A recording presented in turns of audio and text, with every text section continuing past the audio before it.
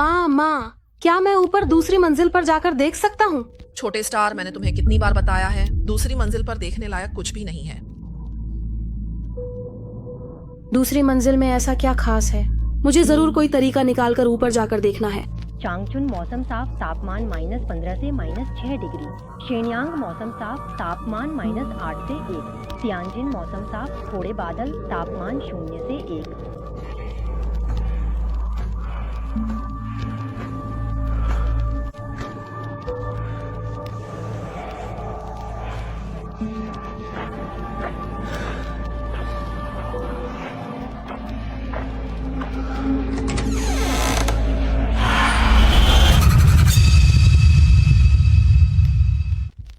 ये घटना 2014 में हुई थी। तब मेरी उम्र सिर्फ 5 साल थी। मेरा घर गांव में है। गांव में लगभग हर घर 2 मंजिला खुद का बना हुआ घर है। मेरे लिए मेरे घर में भी कुछ खास बात नहीं थी, लेकिन सिर्फ एक जगह को छोड़कर, और वो है दूसरी मंजिल।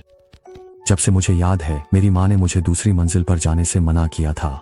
एक बार जब वह दूसरी मंजिल की सफाई करके नीचे आई तो मैं खुद को रोक नहीं पाया और उससे पूछा, माँ, मैं दूसरी मंजिल पर क्यों नहीं जा सकता?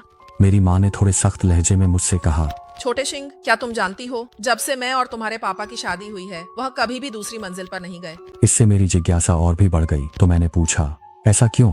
माँ ने एक लंबी सांस ली और फिर बोली, अरे, मैंने भी कभी तुम्हारे पापा से यही सवाल किया था। उन्होंने कहा कि दूसरी मंजिल कभी उनकी बुआ का कमरा था, लेकिन उनकी बुआ की मौत ने उन्हें डरा दिया। जब तुम्हारे पापा छोटे थे, उन्होंने अपनी बुआ की लाश को अपनी आंखों से देखा था, और यही बात उनके दिल में हमेशा के लिए एक गहरी चोट बन गई। इसके बाद मेरी माँ ने मुझे मेरे पापा के बचपन की एक घटना सुनाई। वो समय था जब मेरे पापा छोटे थे। वह और उनकी बुआ घर के आंगन में छुपन छुपाई खेल रहे थे। उन्होंने अपनी बुआ को बहुत देर तक ढूंढा, लेकिन कभी नहीं ढूंढ पाए। बाद में वह भी थक गए तो आंगन में रखे एक बड़े पानी के घड़े के पास जाकर आराम करने लगे। अचानक उन्होंने देखा कि घड़े में पानी का स्तर सामान्य से कहीं ज्यादा ऊंचा है। इसलिए मेरे पापा ने जिज्ञासावश झांक कर देखा तो पाया कि उनकी बुआ पानी के घड़े में डूबी हुई थी। मेरे पापा उस समय सच में बहुत डर गए थे और तुरंत पूरे गांव के लोगों को बुला लाए। आखिरकार पता चला कि उनकी बुआ छुपते समय गलती से पानी के घड़े में गिर गई थी। उस समय का पानी का घड़ा बहुत गहरा और ऊंचा था और अंत में वे डूबकर मर गईं। उसके बाद से मेरे पापा जब भी दूसरी मंजिल पर जाते तो हमेशा कुछ डरावनी चीजें देख लेते थे। इसलिए बाद में वे कभी भी दूसरी मंजिल के पास जाने की हिम्मत नहीं कर पाए। यही वजह है कि मेरी माँ मुझे दूसरी मंजिल पर जाने नहीं देती थी। लेकिन उस समय केवल 5 साल के मेरे लिए यह दुनिया जिज्ञासा से भरी हुई थी। मुझे याद है, एक रात करीब 8 बजे मम्मी पापा दोनों टीवी देख रहे थे और उन्होंने मुझे अपने कमरे में जाकर सोने के लिए कहा।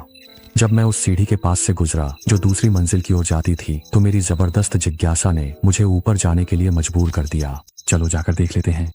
मुझे भी शक था कि आखिर दूसरी मंजिल पर क्या डरावना हो सकता है, इसलिए मैं एक एक कदम ऊपर चढ़ने लगा। आखिरकार मैं दूसरी मंजिल पर पहुंच गया। वहां 2 बेडरूम और एक बालकनी थी। अंधेरे में दूसरी मंजिल से एक अजीब सी सिहरन महसूस हो रही थी। मेरे मन में लगातार संघर्ष चल रहा था, लेकिन आखिरकार मैंने हिम्मत जुटाई और एक एक करके हर कमरे को देखने का फैसला किया। मैं पहले एक बेडरूम में गया। देखा कि उसकी बनावट हमारे ग्राउंड फ्लोर के बेडरूम जैसी ही थी, लेकिन वहां सामान बिखरा हुआ था। साफ था कि यह वह कमरा नहीं था जिसमें मेरे पापा की बुआ रही हों। मैंने मुड़कर दूसरी बेडरूम की ओर देखा। मन ही मन सोचा कि शायद यही वह कमरा होगा। जैसे ही मैं वहां जाने के लिए कदम बढ़ाने ही वाला था, अचानक मैंने देखा कि मुझसे भी तेज कोई परछाई उस कमरे में घुस गई। भले ही मैं अंदर से बेहद डरा हुआ था, लेकिन न जाने कहां से हिम्मत आ गई, मैं भी उसके पीछे कमरे में चला गया। जब मैं बेडरूम में दाखिल हुआ तो सामने का नजारा देखकर मैं वहीं ठिठक गया। हालांकि पूरा कमरा खाली था, वहां कुछ भी नहीं था, लेकिन फिर भी उसमें एक अजीब सी रहस्यमय हवा फैली हुई थी। और भी ज्यादा डरावना यह था कि बिस्तर के पास एक बड़ी सी अकेली खड़ी हुई आईना था। जब मैं मन में ढेर सारे सवाल लिए धीरे धीरे आईने की ओर बढ़ा तो कुछ भयानक घटित हुआ।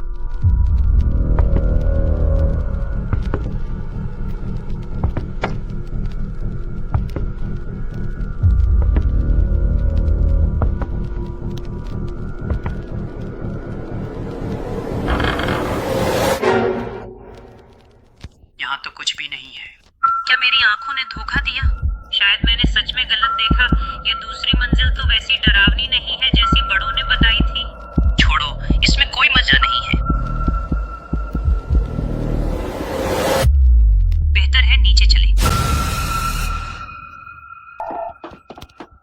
उस वक्त मैं सच में डर के मारे मर ही गया था और ज्यादा कुछ सोचने का मौका भी नहीं मिला। लगभग आंखें बंद करके ही मैं नीचे भाग गया। बाद में मैंने ये बात अपने माता पिता को बताई। उसी रात मेरी माँ ने दूसरी मंजिल के हर कोने को छान मारा, लेकिन कुछ भी नहीं मिला।